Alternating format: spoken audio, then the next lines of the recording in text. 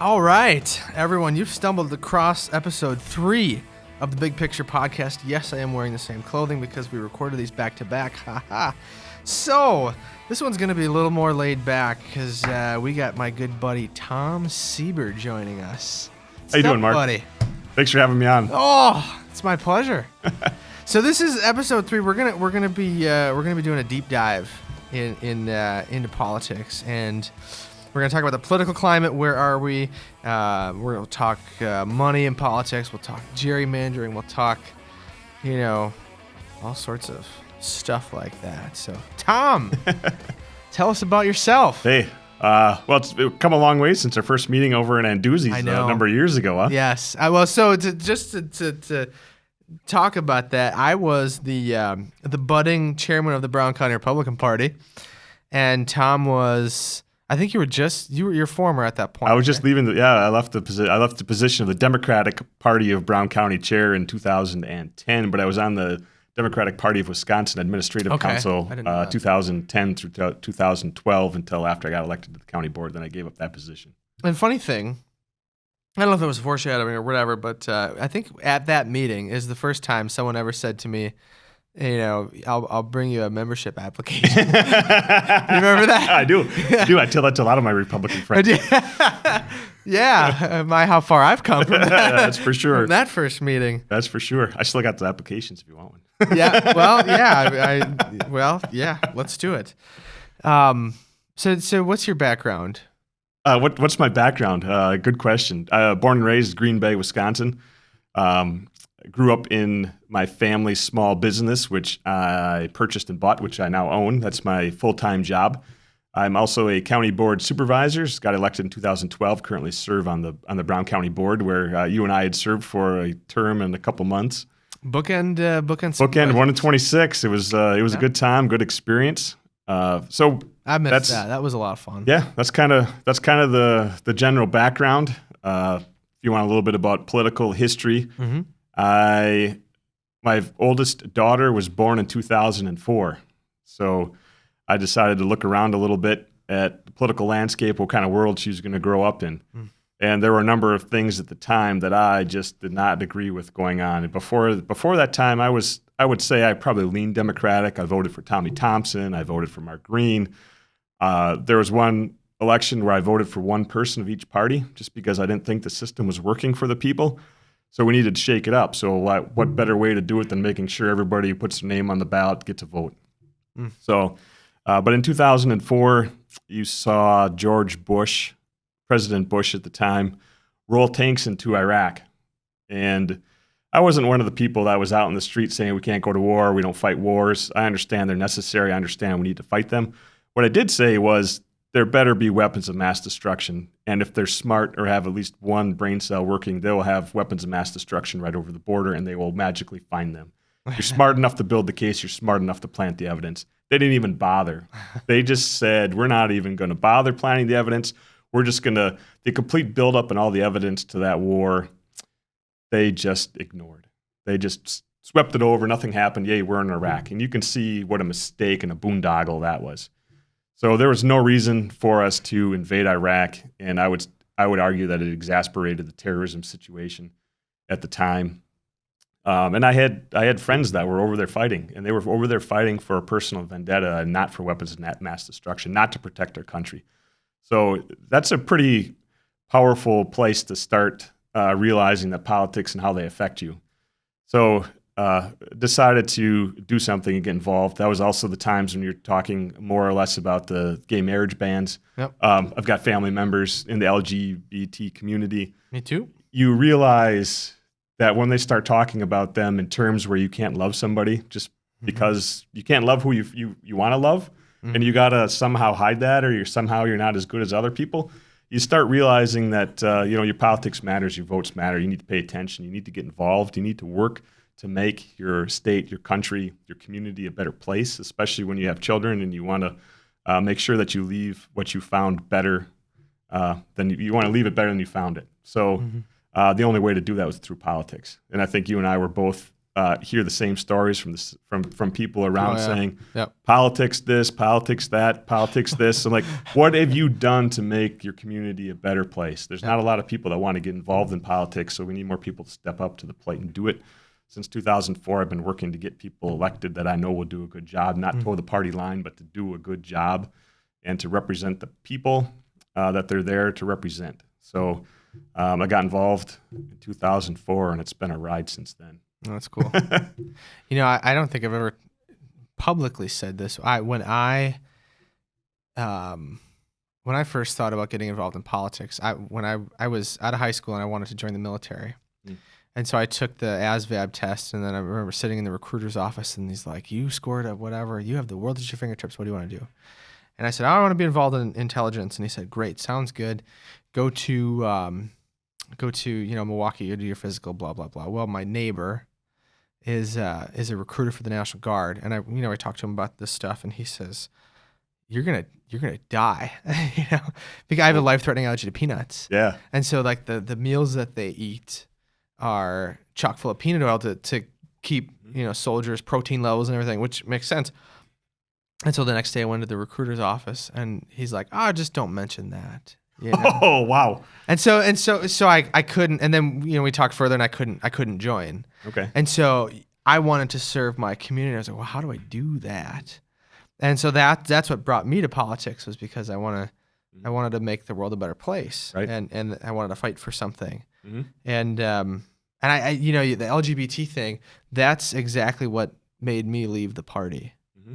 Because in 2016, electroshock therapy and conversion therapy was one vote away from being voted on at the floor of the Republican Party's convention for their platform. One vote away.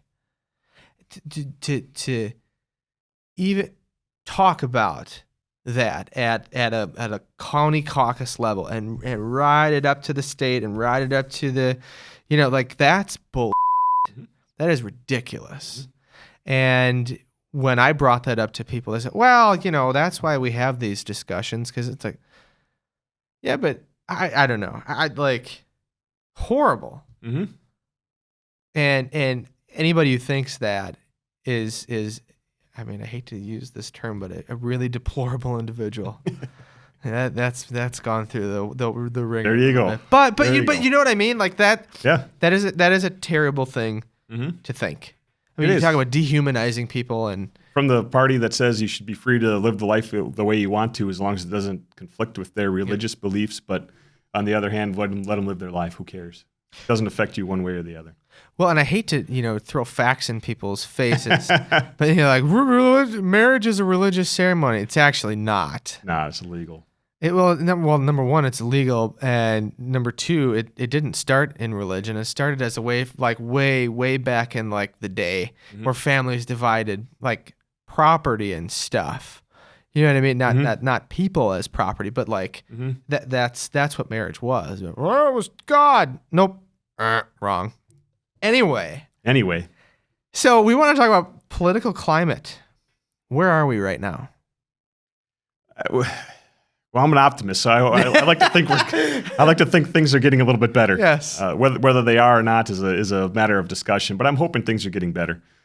I think there's a general consensus and need for us to come together more and work together more. It hasn't always been Democrats over here and Republicans over here, and we're never talking to each other and we're not working together. It's never been, it hadn't been like that for a long time. That's a new phenomenon. Yep. And we need to get back to the point where Democrats and Republicans work together. We need to get back to the point where the Northeast Wisconsin delegation at the state level works together to make sure we've got adequate funding for our transportation and protection for our Great Lakes. We need to make sure our Wisconsin delegation's coming together to fight for our farmers. Yep. That's all bipartisan stuff that everybody says they're for, but somehow it's getting mixed up.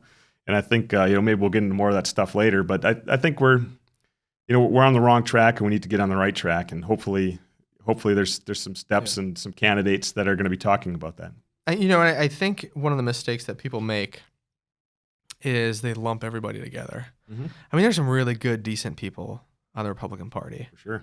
And we'll disagree with them on some things, but I think to lump them into the category of, just vehemently disagreeing with, some of the, like the Andres of the world, but you know what I mean? Like there are some really good people on the GOP side. There really are. And we entered a polarized climate where we've got cable news, talk networks. Well, and I think, because we're going to talk about that in a little bit, but I think what sucks is those good people are being overshadowed and their decency is kind of being sucked out of them.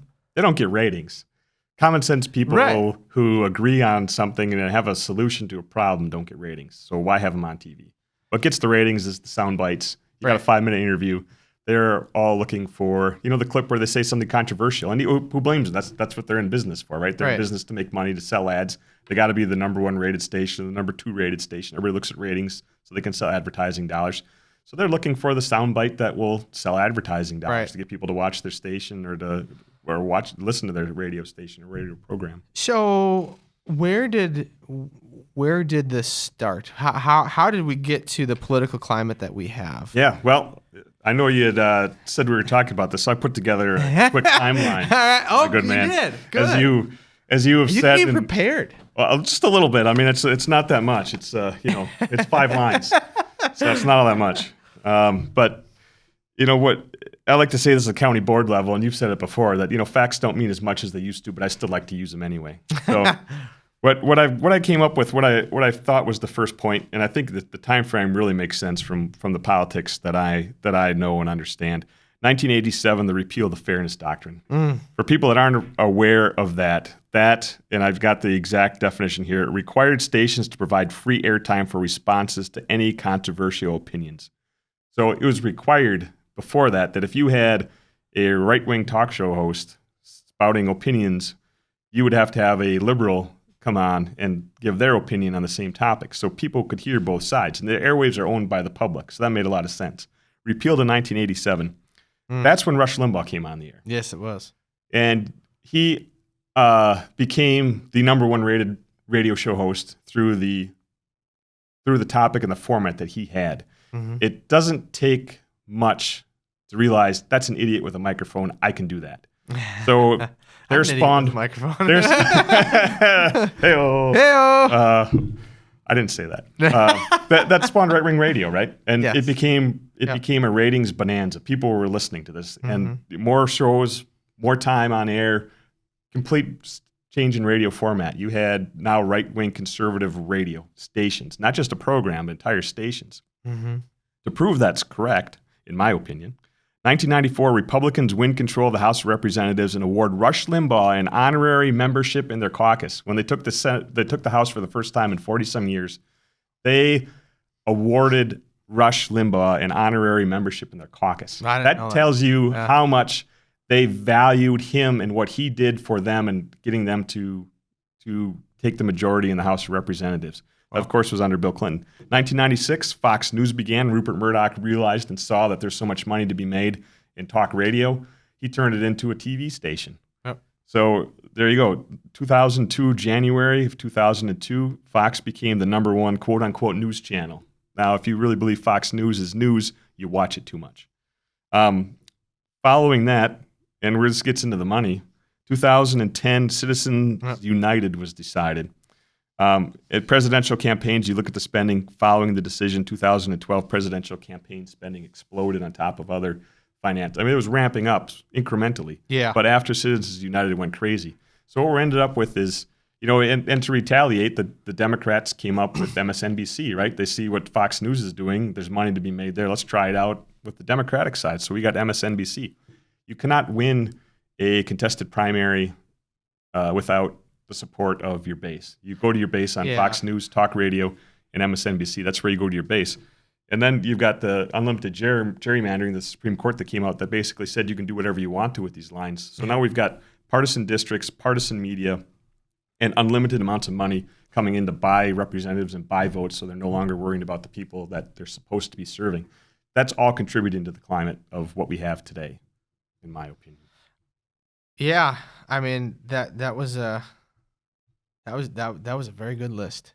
I got a timeline. Yeah, a timeline. Yeah. Well, and that's kind of what, the fairness doctrine. It's funny. When I was in the GOP was when Obama was looking to, bring that back, the fairness doctrine. Mm-hmm. And I mean, Rush and Sean were losing their ever. I'm not sure if that's even true. You want to rile the base. They're gonna take me away from you. I'm no longer going to be a part of your life. You want to rile people up. Right. That's the way to do it. I don't know how far Democrats or President Obama ever got to seriously considering that issue. I haven't looked into that, so I don't have any facts on that issue. But I think it's used to their radio. I mean, it was all the time. I mean, Mm-hmm. Sean Hannity, would talk about it daily for a really long time. How do you get people off the idea of, paying for their bills? How do you distract people from everyday life? You tell them that a part of their life, the radio show that they listen to, is going to go away.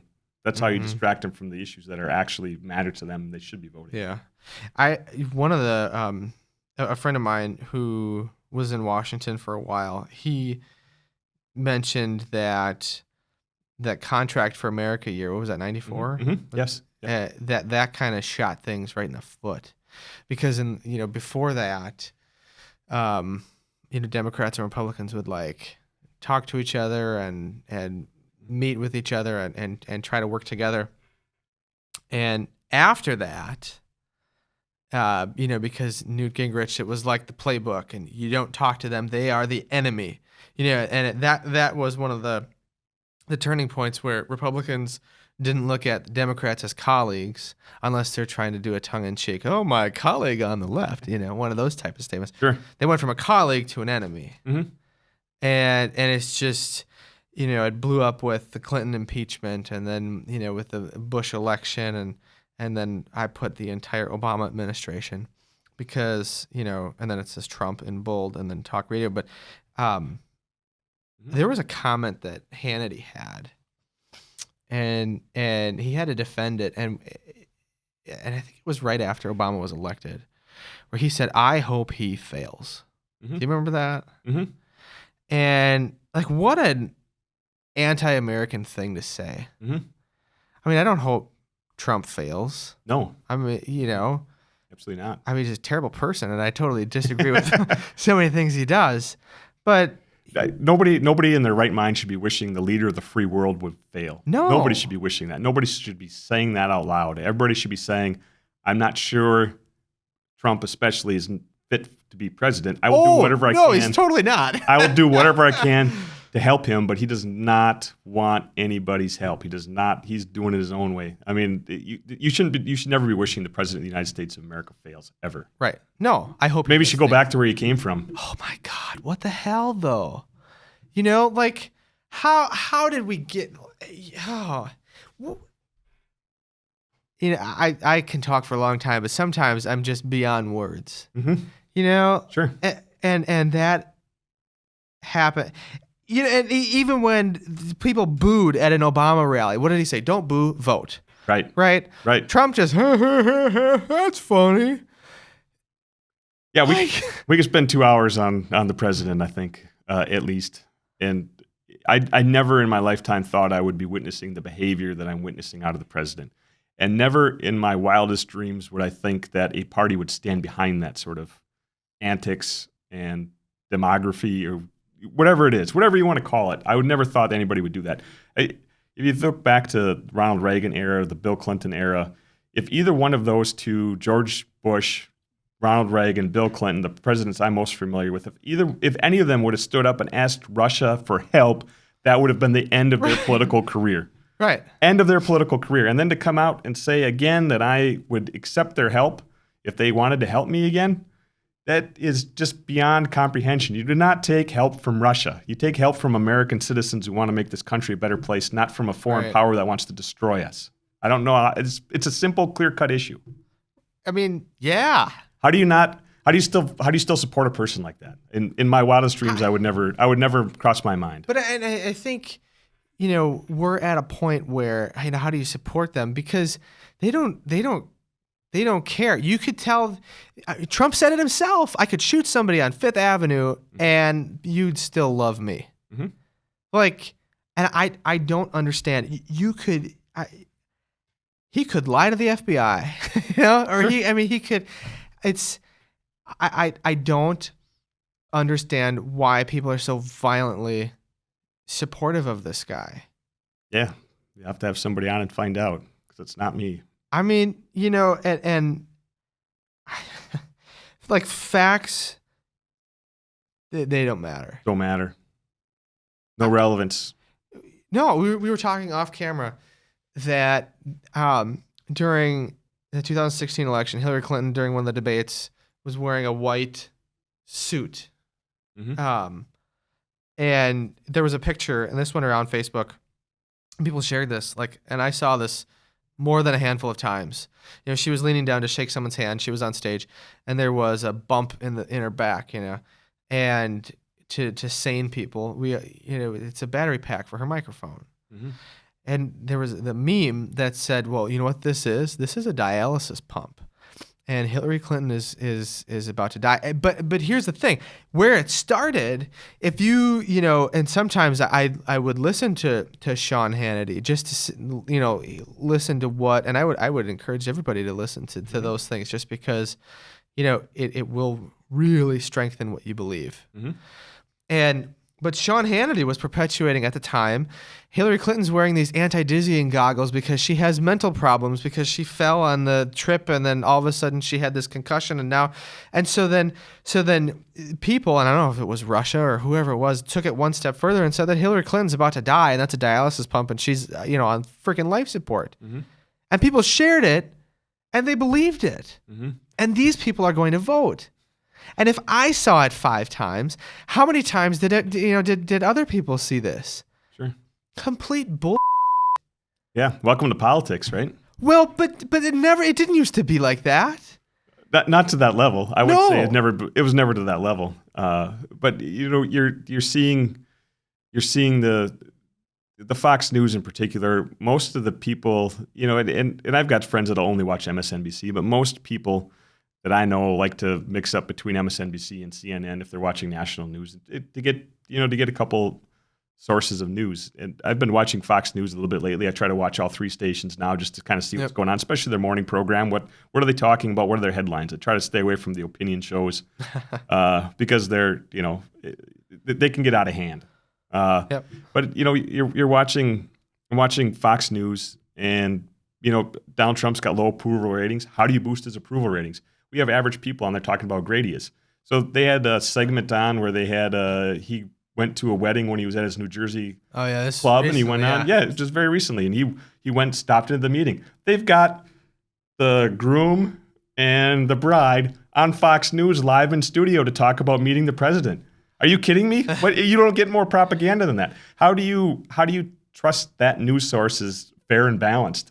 You shouldn't. You should mix up your media content. You should not be watching just Fox News. You should not just be watching MSNBC. You should be watching all 3 and finding out what's happening. I think that's one way to get out of this political quagmire we're in is Fox News isn't going anywhere because they're making a lot of money. MSNBC's not going anywhere because they're making a lot of money.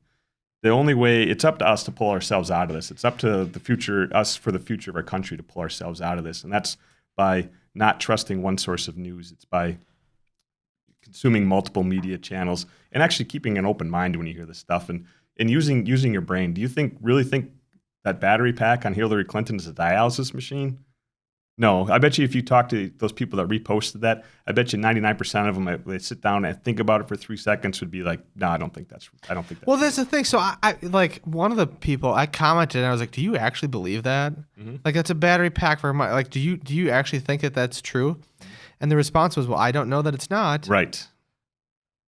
What?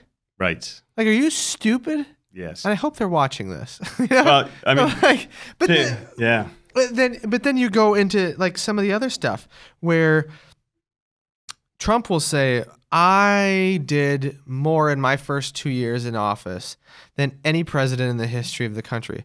No, you didn't. Mm-hmm. That's not that. Number one, that's a purely subjective thing. And I mean, I could say I did more in my first 2 years on the county board than anybody in the history of the Brown County Board. That's not true. Or like Trump's doctor who's like says that he'll be the most fit person to ever take. Like that's now, and the first thing that I think of when I heard that is North Korea saying Kim Jong-un doesn't poop or pee because he's like, and so I see Donald Trump is going to be the most fit person. Is that sounds like more that's coming from North Korea than it does from 1600 Pennsylvania Avenue. You know what I mean? Well, but then people perpetuate that. Right. Well, it's no secret that Donald Trump has an affection for dictators. Putin, North Korean leader. He's a good buddy. He's rocket man. The people he should be talking to and becoming good friends with are European allies, our Asian allies. He's not. And he should, and the people he should be, that we've historically had years and years of conflict with, he's butting up to them and not getting any concessions out of them, right? I mean, I think we should be talking with Russia, obviously. We should be talking to Iran, obviously. We should be talking to North Korea, obviously. But we shouldn't be cozying up to them and calling them good friends when they're not, and when they're doing horrible, atrocious things in the country, and they're hacking our elections, and we're not going to chastise them. We're not going to sanction them. Are you kidding? And then to say in front of, like tongue in cheek, don't you do that again. Right. Like, what have we come to? You know what I mean? Yeah. Well, I mean, it's up to us to find a way out of it too. I mean, we can't retreat into our bubbles and just hope everything's going to get better, because it won't. We can't take our country and our democracy for granted either. It seems like we do now, right? I mean, we just assume we're always going to be the greatest, most powerful country on earth, and that hasn't always been the case. You look at every great civilization and empire throughout the history of the world, at some point in time, it's come to an end. We can't just take this stuff for granted. We need to actively work to make it better. Whether you're a Democrat or Republican, I think there's some very good conservative views. There's some very good progressive views. We just need to come together, work together, and make the country a better place, and stop ruining it because we're taking it for granted. Well, wasn't it? And was it Reagan that said we're only one generation away? Or somebody said that. I thought that was Reagan. Yeah, I'm not sure, but it's 100% correct. Right. And we can't just rest on it and hope it's going to continue. It's not. You can see that Russia wants to knock us off. Oh yeah. What happened? China? What happens then? What happens if Russia becomes the most powerful country in the world? What happens in they ally with China again? We can't be taking this for granted. We can't allow our politics to get to a place where we can't agree with anything and we keep fighting with each other. We need leaders to step forward and say enough of this, and we've got to fix it. Well, and it makes it so difficult, because the deck is really stacked. It is. I mean, that personally. What was it, a year and a half ago? Mm-hmm. And I remember talking to you about... November, it's less than a year ago. Less than a year. Oh, yeah. Jesus. It was less than a year ago. Because I remember talking to you when I first heard... Because I had to hear this from the news that you were running. You kept that so tight-lipped. But I asked you, why? What are you doing? Mm-hmm. And you talked about, well, there's a wave coming. And you were right. Yeah. And I remember talking to you that night in the back of the tap room. Mm-hmm. And you said, well, it was brilliant. These districts are wave-proof. Mm-hmm. So here you have decent people that are able to, raise enough money. And we'll talk about that in a second. But we'll raise enough money to be competitive and do everything right. But then it's still not enough. Mm-hmm. And then you have a guy like Robin Voss who can look at the minority leader and tell him right to his face in front of cameras and everybody that you're irrelevant, and he is. Mm-hmm. Yeah, unfortunately, it's the truth. And I mean, Gordon, no offense, but the Democrats won 50-some% of the. We won 54% of the vote, and I think. And the Republicans won 60-some% of the seats. Yeah. Like. Mm-hmm. And then the excuse that I hear from the Republicans is, well, that's because so many of those votes are in the inner cities and Milwaukee, Madison. And then it's like, okay, but then the districts aren't representative of the population. That's completely untrue. Yeah, no, I mean... It's untrue. Yeah, You're right. I wish they would just come out and say what they did. I mean, especially now that it's legal. I mean, there's nothing wrong with you saying we drew these maps to benefit Republicans. That's exactly what they did. I don't know why they're hiding behind... BS excuses and stuff that everybody knows exactly what they did. I mean, the legislators at the time, the Republican legislators, had to sign a confidentiality agreement to see a document that was being produced with public taxpayer dollars. You want to talk about something that's completely insane to me. At the county board, we would never allow that in a million years. Would we say, oh, yeah, you want to see this public document, you got to sign a confidentiality agreement first. Guys never would have a fit. Everybody would have a fit. It's not good government. Everybody realizes that's not good government. They hired a law firm at the taxpayer expense to draw districts to benefit Republicans. Nobody was allowed to see them or monkey with them. And this is the result we have. We've got 54% of the people voting for a Democratic Assembly representative. Part of that is true, right? I mean, a lot of the Democrats are packed into Madison and Milwaukee. If we get 54% of the vote, I would expect 99 assembly seats, right? So basically 100 assembly seats. If you get 54% of the vote, I would expect anywhere between 48 and 58 seats with that vote percentage. To have 37 seats That's horrible. is a gerrymandered map that was drawn to benefit Republicans. Well, it's that simple. You come out and say it. It's legal now. Just admit it. Stop hiding behind these phony baloney excuses and tell us that's what you did. Well, and that's why things matter. Like, we got beer drinking Brett on the Supreme Court, and they punted on that issue. They did.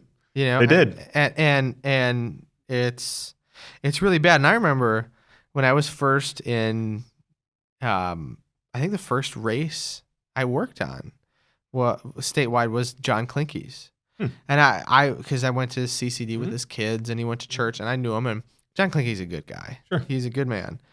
And then I worked on yours.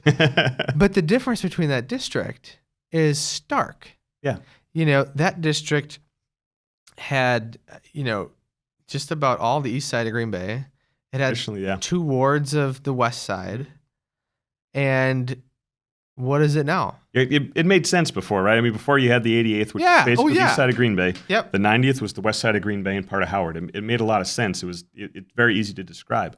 The 88th, as it exists now, is about 45% of the far east side of Green Bay. Yep. All of the village of Bellevue. It's the east side of Green Bay, except for Ward 5. It's all of Glenmore, and it's about half of Ledgeview. So for those scoring at home, what did they do? They took all the Democratic seats and made them so on an average year you'd get 70% Democratic vote, 65 to 70% Democratic vote. They took the Republican districts and made them about 60% Republican vote. So you could survive about a 10-point wave in these seats. And the math is there, right? I mean, you can't even hide this stuff anymore. The math is there. That's what they did.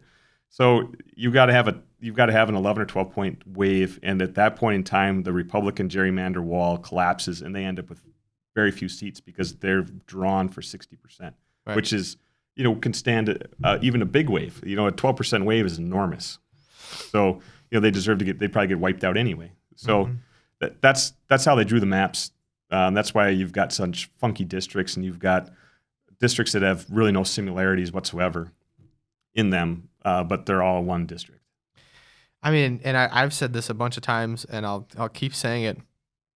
In the state of Wisconsin, representative government doesn't exist. Mm-hmm. And to think about that is crazy. That's why, 2020 is a huge election. Mm-hmm. I would argue that 2022 is, for Wisconsin, as big, if not bigger, because that's who's going to control how these are drawn again. Well, yeah, you've got a Democratic governor now who can veto legislation. That whoever's elected in 2020 is going to draw the new maps. Right. And provided the Republicans don't get a supermajority, which they're within reach of, they could override Governor Evers' veto of the gerrymandered maps. Right. So if they get a supermajority, we're going to end up in the same position we have now, where we end up with a majority of people voting. You look at the statewide totals. Every Democrat on the ballot won statewide. Yeah, 2008. Right. They swept. They swept it. Yep. And we end up with 67 some seats in the assembly out of 99 are Republican, and you end up with, I think it's 18 Senate seats out of 33 are in Republican hands. That's not the will of the voters. The voters wanted to change. They wanted something different. They wanted to change course in the state, and they weren't allowed to do that. No.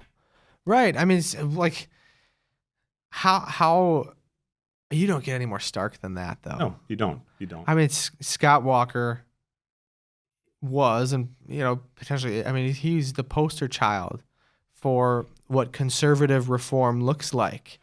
not just in Wisconsin, but for sure in the Midwest and potentially even in the country. And he got beat by, I'd love to have him on, so I don't want to, but he's a pretty, a vanilla candidate. He wasn't a guy that was going to shake things up. He was, I'm not Scott Walker, and I'm going to try to change things. Sometimes that's enough. Right. Yeah, sometimes that's enough. And to take down someone with a machine like Walker had, I mean, that was a very big statement by the voters of Wisconsin, and that fell on deaf ears. Right. Yeah, and they don't have to. I mean, it gets back to the larger big picture conversation we're having about, how do we improve things when you have the combination of gerrymandered districts, unlimited amounts of money now in state government. The Republicans changed the laws, so you can give unlimited amounts of money to the party, and the party can give unlimited amounts of money to candidates running for office. So we have unlimited amounts of money now coming into our elections, and you've got gerrymandered districts with unlimited amounts of money. What is the incentive for the legislators to work together? What is the incentive for the legislators to listen to the people when they get unlimited amounts of money from whoever, wherever, we don't know, into their campaigns? The incentive to listen to the people and do the work of the people is gone, and it needs to be replaced. Break that down about dark money. So say that again. The state parties in Wisconsin can receive what? Unlimited amounts of money. You can have, technically, and Scott Walker got in trouble for this, that he broke a number of laws and rules and by coordinating with outside groups, and the Republicans just went and changed the law, said now it's legal. So what? So that's the way a Republican works. Okay, so that's a whole nother conversation. But if you look into the John Doe investigation into Scott Walker, he had campaign servers set up in his county executive office. Yep. That's a fact. He had them set up in there. So they were doing campaign work while on the taxpayer dollar, which is highly illegal. But his emails. Yeah, exactly. So that happened. So they opened a John Doe investigation, and they found out that during the recall elections, they were coordinating with Americans for Prosperity and other outside groups, which at the time was illegal. If you have a campaign wall, you and I are both very familiar with this. I'm not sure how inside everybody is listening to this show, but you basically what the insiders call as a wall goes up between the campaign and the outside special interests. Right. They're not allowed to talk to each other within 6 months of the election or something like that. They cannot coordinate strategy. They cannot share dollars. So Scott Walker's campaign during the recall did that. They shared information. They worked together when it was illegal to do that. So the Republicans changed the law and said he got into the John Doe investigation because of that. That's, they're working together. That's illegal. You can't do that. So what did the Republicans do? They changed the law and said, no, it's perfectly legal now. You can do that. So now we've got a system where you can write a check. So, I mean, Mark Becker wants to run for state assembly. You've got you got a buddy that's got $1 million burning a hole in their pocket. They write a check for $1 million to the party. The party then, they can't legally say, you got to get this money to Mark Becker right now. But if you do it and get caught, there's a history and a pattern of them changing the law to say now that, we'll just get rid of that. Now you can do that. Right. That's they've done that. So you could have a buddy say, I got $1 million. I want Mark Becker elected to the state assembly or state senate. Put this into Mark Becker's campaign. That's all you need. That's all you need to win now. And so away you go. So even though the individual max for someone in a state assembly race is what, like $10,000 or something like that? Yep. It's $1,000 for a state assembly race. Oh. $2,000 for state senate for maximum contribution. Unless you're the party. Unless you're the party. You got more money you want to donate to a race. And it is unlimited. Unlimited. Right, check as big as you want it. Have you seen the documentary Dark Money? Nope. Oh my God. Not yet. You should watch it. Got a wife and 3 kids. I know. Right. I'll make time for it. It's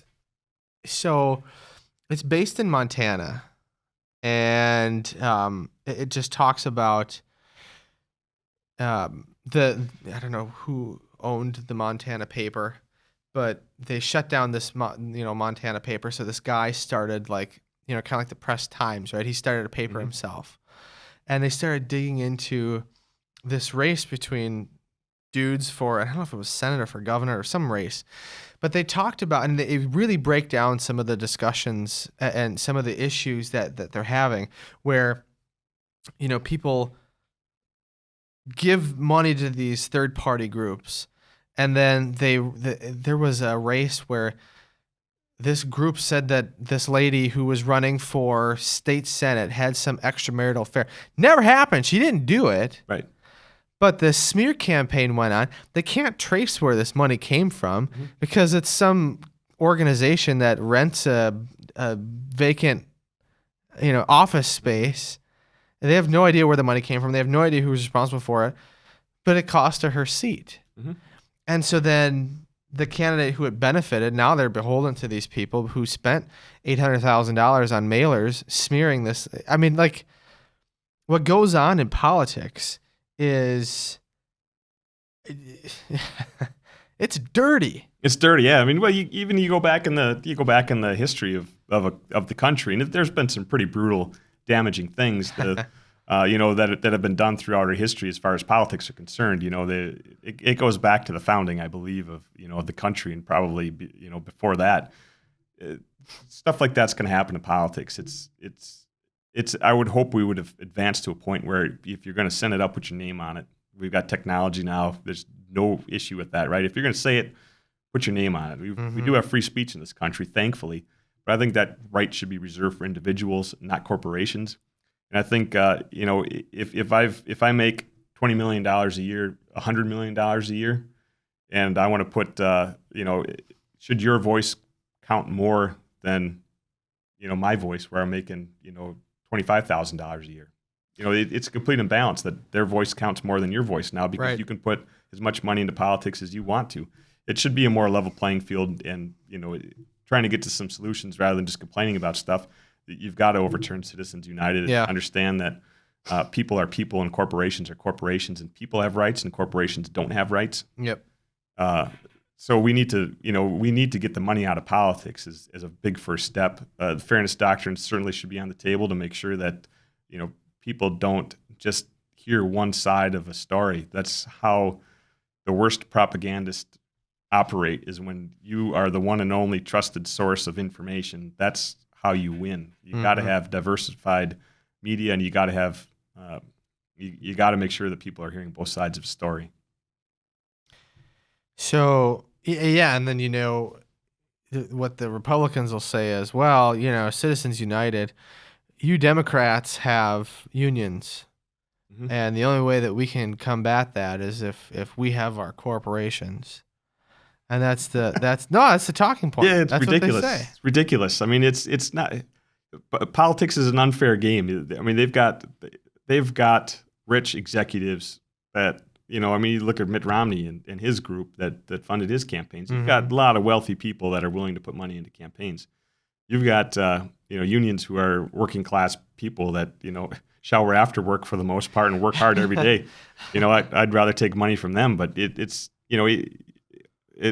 a balancing act. I mean, what's the right thing? All or nothing? Fine. If you want to get your union money, I'm all for that. If as long as you get rid of the corporation money. People are the ones that should be donating to campaigns, not corporations. Mm-hmm. It's interesting to prepare for this discussion. I was like, the Democrats, they always say Koch brothers this, Koch brothers that, Koch brothers. And then the Republicans say, well, you've got George Soros and all this other kind of stuff. And I was looking at like, okay, well, what kind of an impact did the Koch brothers really have? Mm-hmm. And I found out $400 million they put into elections in 2016. A lot of money. That is a buttload of money. A lot of money. And they're not doing it because they're good guys. They're doing it because they want something in return for that money. Right. It's an investment in their company's future. And so and I don't know if we can put up, and I'll send this, but I mean, there's like this. This is a dark money trail. It shows how individual donors will donate to this, and then it goes to the nonprofit group, and then it goes, so, and it just, to see how this works and like the inner workings of what dark money really is. I mean, the impact on elections is huge. Mm-hmm. I remember when I was running for re-election, my district got blanketed. There you go. About and like 3 times with mailers. There you go. Yeah. Yeah, the fact it comes down to infiltrating the local level. Yeah. I mean, it's which is sad. at the local level, especially, I think we do things right. And I was trying to make that argument several times, and still continue to make the argument that if you want to make wise use of taxpayer dollars, you send it to the local level where everybody gets along. Oh, I agree. Politics are out of it. I've developed great friendships with people that are probably the most conservative members on the board. I consider them good friends, and we can agree on 95% of the stuff, and the stuff we don't agree on, we can sit down and compromise on if we need to. Yeah. That's the way it always had. That's the way it should be, and that's the way it had been for such a long time. You go back to Tommy Thompson working really well with Democratic legislature at the time, and not being afraid to work together and make commitments together and get stuff done for the state of Wisconsin. Yeah. And then you enter the money in the primaries and the gerrymandered districts, and you end up with a completely different political environment than what we had when the state was really going well. What I think is so funny is you see the evolution of that. So in 2010, that was when they went from being, that was the Tea Party revolution, right? Mm-hmm. And then they it's just a huge flip, and now you see how many times have we talked about on the county board, the state, the party of limited government trying to take powers away from the local continually, all the freaking time. Yeah. And these are people that, all decisions are best made at the local level, and we're small. We get government out of the way. Bull crap. You could say whatever you want to because they're not held accountable to their act for their words. Their promises are not held accountable to it because they know it's a safe seat, and they know if they follow through on what the donors want them to do, they will win re-election. Right. And it's up to the people to see through that. Well, and that that's how he can look at Gordon Hintz and say you're irrelevant. Yeah. But how? Think about this. How then? And we beat the drum. You got to get out there. 12 points, right? How do you overcome that? How do you reach? Not only do you have to get the middle 15%, you got to get all of the middle 15%. Oh, and beyond. Right. You have to go beyond that. Yeah, no, it's going to be very difficult. I think that's why it's important that the state can choose. I think there's some very important things. When I knocked on a lot of doors last year. I knock on a lot of doors when I run for county board. I love talking to people. I love getting their feedback. But out of all the people I've talked to, the people that I usually ask them what they want to talk about. What issues do you have? What's going to determine your vote? What issue is it? And most people don't have an issue. It needs to be. I think people need to have an issue, and they need to say, where do you stand on this issue? And I will vote. I will base my vote on this. And it's Wisconsin can enact their own nonpartisan maps. I think we got to start there. Yeah, that's a good positive first step. Is saying we want as neutral of a body as humanly possible. Iowa's been able to do it. A number of states have been able to do it. I know we can still find people that are nonpartisan to draw these maps fairly. How do we get there? Openly? How do we get that? How do we get people to agree to that? To a commission to draw the maps, like an Iowa type model. That it's got to be the number one talking point. Nobody cared. Very few people. There's a segment of the population that really cared about maps, but there needs to be a larger voting public to say we need fair maps because it starts there. And once you get fair maps, the influence of the money is still great, but it goes down. And after that, hopefully you have independent legislators. I think that's the first step. The second step then is to say this unlimited contributions to the party is ridiculous. That's horrible. You can't have that. And you can't be coordinating with, if you fix that portion of it, you got to fix the portion where you're working with independent groups because independent groups can still take unlimited money. If you're working with independent group, it's just the independent group funneling money to your campaign rather than the party. Right. You got to you got to put the wall back up and say this campaign is going, and the full disclosure of donors. Public pressure and public shaming works. It does. It does. You give $1 million to a party that stands for values you don't believe in, you call them and say, stop it. You can't be donating the profits that you generate off of me to this cause because that's going to be a problem.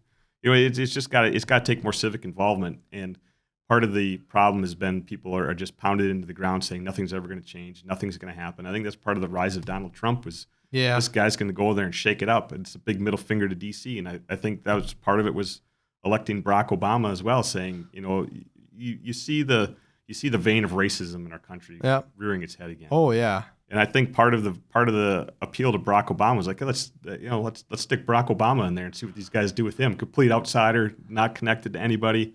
A dad from a foreign country. I mean, how outsider can you get than Barack Obama? And then you pick pretty much the opposite of the spectrum, but the same outsider type candidate in Donald Trump that would just give the middle finger to the establishment. And I think that's part of the appeal to him among the white working classes. Like, hey, look, government's been screwing me over for years, and Donald Trump's in there just screwing everything up for them. Well, and I think, if drain the swamp, Donald Trump is as swamp, right, as the straw man he created during that campaign. Well, I think you could see a foreshadowing. Look at Elaine Chao. I think you could see the foreshadowing of what Donald Trump would be, but a lot of people just didn't care at the time. They just wanted to, send somebody to Washington to shake it up. But, I guess getting back to the original point, if you can you got to get the districts fair. You got to get the money out, and I think that will restore some faith in government. And if people truly care about restoring the democracy and helping the community, that you've got to focus on government reform and political campaign reform first, so then we can start solving the problems that affect everybody, like education, healthcare, water quality, air quality, into those issues. Well, we need our decency back, I think it's really sad. There was an article, I don't know if it was the Post or I don't know who put it out. I think it was Washington Post, who said that in cities that had a Make America Great Again rally, like the following year or however long the time was, it was like a 300% increase in hate crimes. Wow. It's like, and then people say, oh, he's not stoking the flames of racism in the country. Clearly he is. Clearly he is. You can't argue on that. Right. And so then the most frustrating thing about this whole deep dive into the political climate, our decency is gone, and not, I shouldn't say, overwhelming sweeping statement, but from the top, it's gone. Mm-hmm. Yeah. Yeah. You used to have senators, the U.S. Senate used to be the model of decorum where you would not back or go after another fellow sitting U.S. senator. Like, you just wouldn't do that. And now you just, it's fair game. Everybody's after each other. I don't know how you can, even at the county board level, you see how people take things the wrong way. Then all of a sudden they get a personal grudge against you, and then maybe they vote against you just because you proposed it, right? Bernie Erickson did that to me. Well, it doesn't happen often on the county board level, but it does happen. Yeah, and you think about Congress or the state where you've got openly donating and working against each other and openly ripping on other colleagues. How are you going to work together? You're talking about the decency and stuff, but I think some of it's there. I think some of it's still there. You still see some bipartisan bills. Oh yeah. You still see some people that want to work together, but I think that returns if you get money out of politics. Yeah, I agree close with elections. That. I don't think it's a secret. I have a good friendship with Russ Feingold, and one of the things he said was, it was our first meeting when him and we sat down at Attic Books. We were supposed to sit down for 20 minutes. And so we sat down for 2 hours, and we were just talking about everything. Mm-hmm. And he said, what was your favorite part of being in the Senate? And he told me that back in, I don't know, it was like the Clinton days when they had the surplus, the first time in however many friggin' years they had us. And it was the last time they had that. Democratic president. Yeah. And that's right. He said, we had contests, Republicans and Democrats, and we would go into each other's offices and say, hey, look at how much money I saved here. Look at I saved this. Mm-hmm. And they would just have little contests with each other. And he's like, we didn't care. Labels were gone. He's like, I never felt more American in my life when we were working together. And it didn't matter where you came from. It didn't matter who you are. It didn't matter who donated to your campaign. He's like, we were all in it for the betterment of the country. He's like, that was cool. Mm-hmm. And I think we can get back there, but it's going to take a lot of work. It is, yeah. It's going to take focus and energy. It's going to take shutting off the cable news networks. Cable news or looking at different ones and shutting off the radio. Shutting off the radio. Oh my God. Mm-hmm. You know, and I remember I had a conversation with John Boehner, and him and Obama actually are friends, you know, and they would have like weekly meetings, whether it was on the golf course or whether it was in the Oval Office. They would talk to each other. Hey, what are we doing here? I mean, they started to have a really good. There you go. Right. But it wasn't until Sean Hannity, there was a picture that was out of Obama and Boehner on the golf course, and they crucified John Boehner for having the gall to try to work with the president of the United States to do good things for the country. Right. Doing your job, you get crucified. How dare he, right? Like, I mean, there are foundations there to work together and do the right thing, but there's so much of the, you know, like you say, the talk radio and money in politics that has to leave. I hope you have Jerry Bader on. It's somebody who I know you and I. Jerry? I still consider Jerry a friend. Back we used to spar quite a bit when I was chair. Jerry is a wonderful man. Yeah. And you know what? But oddly enough, him and I had lunch not long ago, and I think he would be okay with me saying this. So Jerry, if you're not, I'm sorry, but we bonded over Culver's. But he and I think and he would say this too, that he looks at how do I phrase this? He said to me that he looked back at his time behind a microphone, and he wasn't really proud of some of the things that he said. You know, I'm sure he's got a very interesting perspective, and he has a fascinating perspective. I would love to see it. I would love to hear it. Yeah. Well, and one of the and who I want to have on is Reed Ribble. There you go. And I'm not gonna speak for him, but we've had some off the record conversations that, I mean, he is very, very, very dissatisfied with what's happening in the Republican Party. Justin Amash is a friend of his, and he was the one that recently left the party. Right? Left the party. Oh yeah. And then it's so funny to see the people. Oh, coward. Oh, he's a traitor. He never was. BS. Come on. Somebody at some point in time, you got to stand up, do the right thing. Right. You know, I didn't feel the need to defend President Obama in every decision he made. He made some bad decisions. He made a lot of decisions I didn't agree with. I didn't defend him. You know, how do you stand up and defend the racist comments that the president has made now?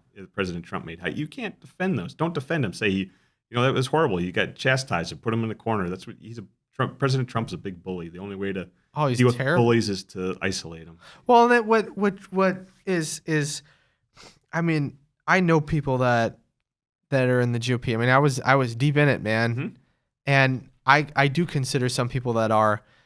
I have friends that are there, and I don't understand how. I mean, hook, line, and sinker. It doesn't matter what he says. It doesn't matter what the facts are. It doesn't matter how terrible some of the things that he says is. They'll wear the Women for Trump shirt, or they'll. I mean, there's a young guy that, like, I constantly go back and forth. Like he's not a stupid person, but then I mean, time after time after time, it's this spinning of Donald Trump he's such a wonderful man, and you know, it's the party of moral compass and all this kind of stuff, and then they elect a guy, grab her by the, you know, it's one of the most morally unfit people, and they're totally fine with it. Totally fine with it. Yeah. I don't understand. You have to have somebody on that. I don't get it. That either do I. I don't know where you come from on that. We've all done stupid things. We've all said dumb things. Yeah. Like, I don't know. We got a ways to go. Yeah, I mean, how do you come back if you're a far right Christian conservative? How do you come back from defending and justifying Donald Trump as a president? I mean, the good news is I don't have to ever hear about Bill Clinton cheating on Hillary ever again. You know, that's an easy rebuttal. It's like, did you vote for Trump? I love how Trump brings in like Juanita Broderick and Paula Jones to the freaking debate. You remember? And it's like, who the hell are you? Yeah, that's just. That's politics. I mean, it's just Been around long enough. None of that stuff is right. really. But I think there is hope, and I think the hope lies in people like Mayor Pete, because I mean, look at 10 years ago. Would you ever have thought you'll have a man announce a candidate, his candidacy for president, and then kiss his husband? Mm-hmm. Yeah, 10 years ago. On the 10 years ago, you would have been the end of your candidacy. Right. And now it's cares. I mean, that's cool. That's really cool. We've come a long ways. Despite the political gridlock, we've come a long ways. Right. Yeah. And I think there's hope in people like that. Mm-hmm. I really believe that. Yeah, and I think there's Republicans and Democrats that I think really in their heart want to do the right thing. I 100% agree. And want to return, and we just need to make sure those people are elevated and doing, and in a position to make change. But it also takes courage. It does. And I know there are decent people on the GOP. I mean, there's. Oh yeah. But it's going to take a lot of courage to stand up and speak the truth. I mean, I remember, when I was chairman, one of the last speeches I gave, it was at the Lincoln dinner, and I said that we need to stop. And it was funny because it was me saying this, and then Reed Ribble was the keynote speaker, and he gave kind of a chastising speech too. But I said we need to, number one, we need to stop thinking that the Democrats are enemies. They're not. Mm-hmm. They're doing what they think is right. Mm-hmm. And then I made a comment about we need to talk about the fact that marriage equality is okay. Mm-hmm. Holy shit. Mm-hmm. Did I get killed when I got out? Oh man. It was like that was one of the pivotal moments of my kind of soul searching, where, talking about at the very core, we need to start looking at people as people. Mm-hmm. Right? Mm-hmm. And that was like, I was basically Hitler. Thanks. Right? Yeah. I was a communist that couldn't, and that was a big, I did a lot of soul searching that night. Yeah. I can imagine. I can imagine. Yeah. But I think it's going to take courage for the right people to do the right things. It will. Yeah. I mean, it's going to take, John Kasich and others that, are being critical of today's Republican Party, and to stand out and criticize Democrats when they get out of line as far as taking too much money and doing that sort of thing. But we got to start making change, and the people got to be involved. They got to be interested. They can't keep tuning it out. Right. And here's the thing, and I think Democrats need to have an open mind to that too, because I remember, there was a debate where it was John McCain and Barack Obama, and the question of marriage equality came up. Mm-hmm. And Barack Obama made a comment to John McCain and said, "Oh my gosh, John, something we finally agree on." Mm-hmm. And it was marriage is man and woman, right? Mm-hmm. Mm-hmm. And then when Barack Obama came out and said he was for marriage equality, which is great, he was lauded and all this kind of stuff. And Democrats also need to treat Republicans who say the right things and come around to have the right type of an opinion. I remember I saw on Facebook where I made a comment about John Kasich, like, way to go, dude. He's, I don't know what it was, but I stood up and I said, thank you for doing this. This is the right thing. And then someone came on and said, yeah, well, John Kasich is still a piece of shit because he did this and he said this and he's done, it's like, you guys, you also want to grow your tent. Yeah. You also want to grow your coalition.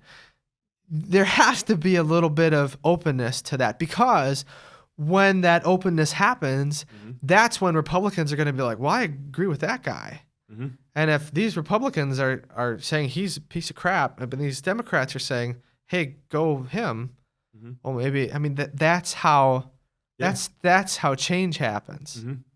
Yeah, I think it all starts with us, I think, and going forward, right. And trying to, we're gonna get on campaign season. I'm sure everybody's gonna be slinging arrows as normal, but which is sad. which is sad. But hopefully, when we get out of that season, you can start making sense. I mean, when John McCain ran against George Bush in 2000 for the primary, I mean, McCain was the guy I probably would have voted for in that election coming out of that. And then, George Bush got it. They just had to run so far to the right in the primary. Yep. It's like, I can't. I don't like I can't that, go. yeah. I can't go with George Bush. And Al Gore, I think, was a fine candidate and a good person, and you would have been happy to go with him too. And then John McCain runs again in 2008 against Obama, and I'm like, oh, this is going to be a problem because John McCain's got a long record. He's a moderate guy, and then he runs so far to the right. Yeah. And he ended up chastising a few people near the end of the campaign when they went way too far, rather than encouraging it, which was, I got to give McCain a lot of credit for that. Yep. But I mean, if he would have stayed moderate, I think he wins that election. I Yeah. think he beats Right. Barack Obama in that election. And there's those types of candidates have a lot of appeal to a lot of people. Right. And you want to talk about trying to get people back to the middle and working together. You nominate, ideally you nominate people like that, Mm-hmm. that are able to bring everybody together and have more moderate views. But how do you get through a primary like that? It's tough, Well, especially in the current it's so media hard. environment. Right. Yeah. It makes it hard. Republicans, I laugh. They painted Russ as this huge liberal. Russ is a moderate. He's very moderate. Yeah. You Well, know? depending on the issue too, right? I mean, it's hard to paint. It's hard to paint everybody with a broad brush. Right. People have called me. Well, he's a conservative. progressive. I mean, Russ is a progressive. Yeah. But I suppose that happened to you too. They call me conservative. They call me far left. They call me Taxing Tom Sieber. They ask me. I think that's hilarious. The opponent that you had just, tax, raising your sales tax. That's the most conservative freaking thing. That was a conservative Saved us plan. so much money. Saved so much money. Saved so much money. Tom Sieber, raise your taxes. Yeah. Well, I mean, No. yeah. I mean, we could have that debate too, but Yeah. I think in the bigger picture of things, it's Big picture. That's what it's all about. big picture. It's all about the big picture, and yeah, I don't know. We'll get there. We'll get there. And I think, to summarize the discussion, if we can, because I'd love to have you back on, and talk about, while Sure. this election season is going on. It's bad, but there's hope. I hope so. I think people getting together and, informing themselves and, like we were talking about, throughout the last hour or so, whatever it is, you got to get money out of politics. You got to have fair lines. You got to have the will of the people represented. You can't have 54% of the vote going to one party and 67% of the seats going to the opposite party. You just can't have that. And you got to get the money out of there because the people are not working. The elected officials are not working for the people they're elected to represent. They're working for the people donating to their campaigns. Well, yeah. It can be fixed. It can be changed. It's just going to take a lot of political will. It's going to take people paying attention. Another quick inside point: people, what campaign professionals normally do is try to depress the base, right? Like the other candidate's a bigger than you are, and that's just and that's because people vote. People are like, "Oh, negative ads don't work. They don't work. They do work. Oh, they work. That's they why work. They do it. Yeah. People say, I don't believe any of the negative ads. They work. Yeah. They work.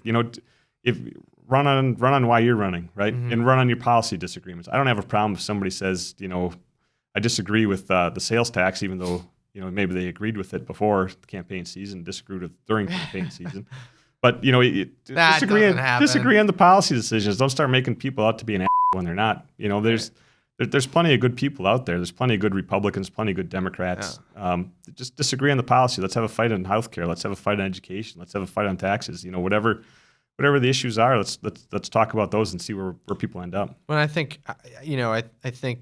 I'm encouraged about the conversations that are happening, at the top on the Democratic side. Mm-hmm. Other than like the healing crystals and calling New Zealand prime, you go like what? But I think, there's going to be some really deep and intelligent and positive discussions that are going to be happening over the next, 16 months. Mm-hmm. Yeah, I would say at least I'm thinking there's at least 6 to 8 qualified Democrats. Oh my God, president. yeah. You get a deep bench. Deep bench, yeah, it's a great bench. So the only thing look forward to is, see how that shakes out. I am concerned. I hope they can keep up with the most healthy president that we've ever had. Something tells me that won't be a problem. Yeah. All right. Cool.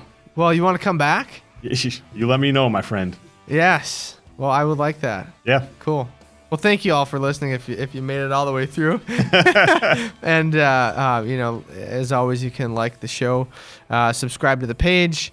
That would be much appreciated. And as my grandma always said, y'all come back now. You hear?